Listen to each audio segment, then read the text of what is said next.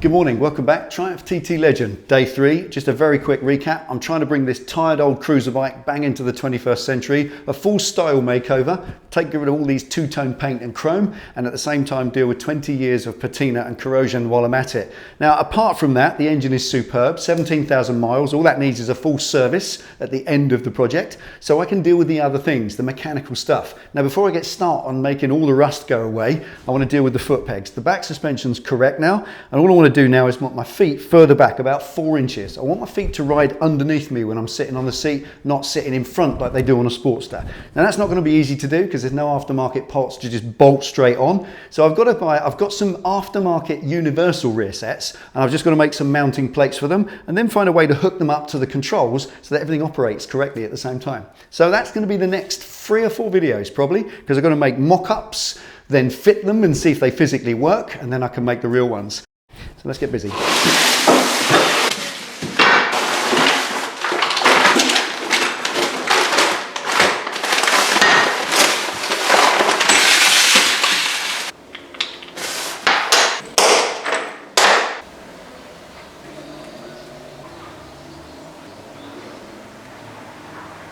Right, so this is the easiest way I can think to do it. A range of aftermarket parts and parts for other bikes mixed together and pick the best from it to create what I need for mine. So as I said, we're going to start with the brake side today. It's as good as any. Take it off and then see what of this I can actually fit on, or how close it fits, and what we can do to make it fit.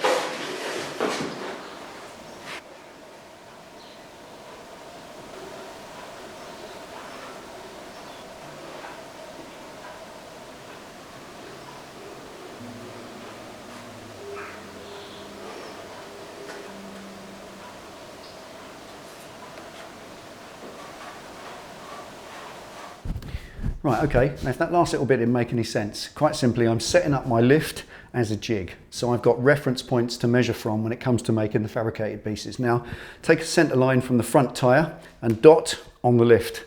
Measure to the end of the lift, take that measurement, come to the rear and apply that measurement with a pen on the rear, and then you can line up the rear tyre by nudging it one way or the other so the bike is then dead square on the lift. And always use the centre line of your tyre, not the side of the tyre, because obviously the rear is wider than the front. So once you've got the bike dead square that way, that's your x-axis, then you need the y-axis across. So plumb line from the pegs down to the lift, mark it there and on the other side, and then I've got a straight across as well, because I know that the existing factory pegs are square to the bike within 1 millimetre, and I've measured it from this rear corner to that one is 1 millimetre difference on the other side, but I'm putting that down to these being rubber mounted pegs that are 20 years old. That's close enough. So now if I ever take the bike off the lift, all the measurements are written on there, and when I do my fabrication, hopefully at the end of it, it'll be right, hopefully.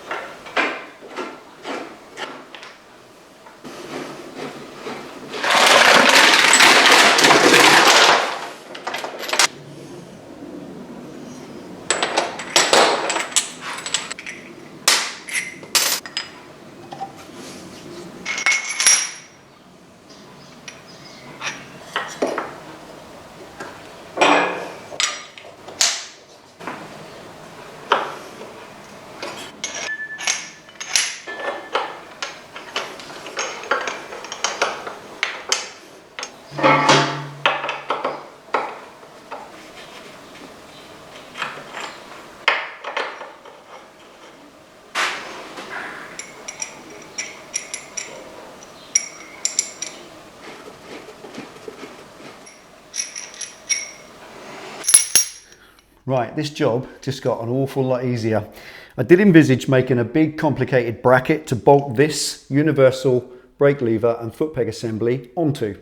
And I don't have to, because having taken off this factory assembly underneath there, there's a great big thread that goes right through into the frame.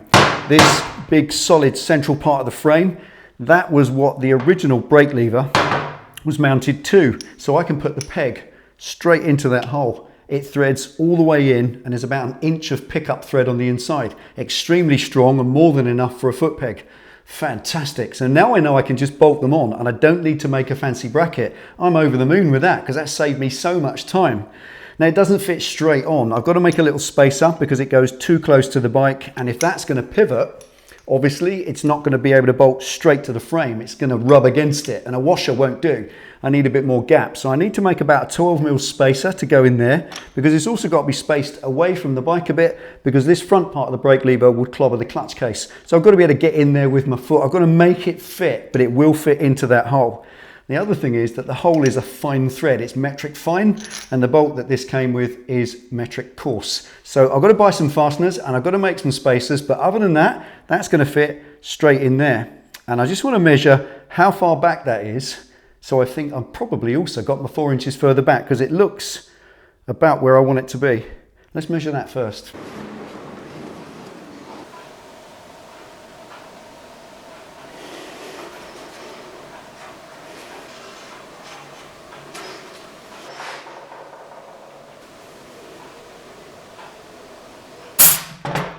Okay, 3.5 inches aft movement on the peg. I know I said 4 inches, but that was a guesstimation. It wasn't accurate, it didn't need to be 4 inches. 3.5 is fine. That's an excellent trade-off for that amount of convenience, truly. And also, as an added bonus, it's 1.25 inches higher up. So that side's dealt with. All I need to do is buy some fasteners and make some spacers. Done. Now to keep my fingers crossed that the other side is as easy. So let's get that stripped and see if it fits exactly as easy as this one did.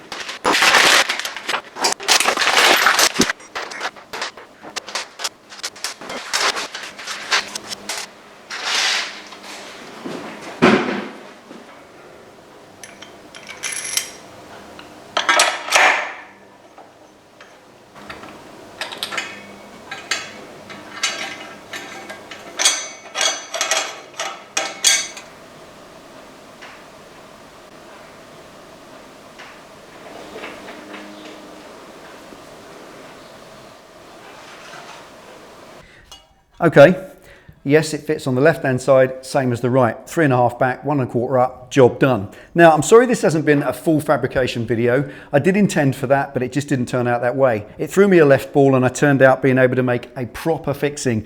And the difference is, a bracket that stands off is a secondary fixing. I can screw it straight into the frame. That's a primary fixing. That's far better, far neater and far stronger. That part of the frame, that bolt hole there, holds all this subframe, the rider, the pillion, the top box, the panniers, all the luggage and a trailer, everything all bolts through that solid fixing in that big beefy part of the frame. So I'm more than confident to bolt that onto there. But to do it, I need the right bolts, and I just haven't got them at the moment, which is why I can't finish this today. Sorry about that, but there we are. I need them that length, metric fine instead of metric coarse. That's just a purchase online, and then I need to make a couple of spacers. I've got the spacers there. These are aluminium ones out of that universal kit. They're the correct size I need.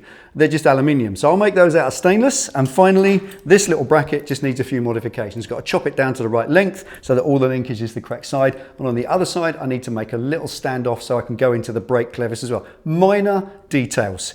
But the fact that that bolts straight into the frame, I am over the moon. What an epic outcome to today. So thank you for your patience with this. Join us in the next one. I'll bolt the whole lot together and hopefully get it buttoned up and we can move on to the next thing. So thank you for watching. Take it easy and ride safe. I'll see you next time.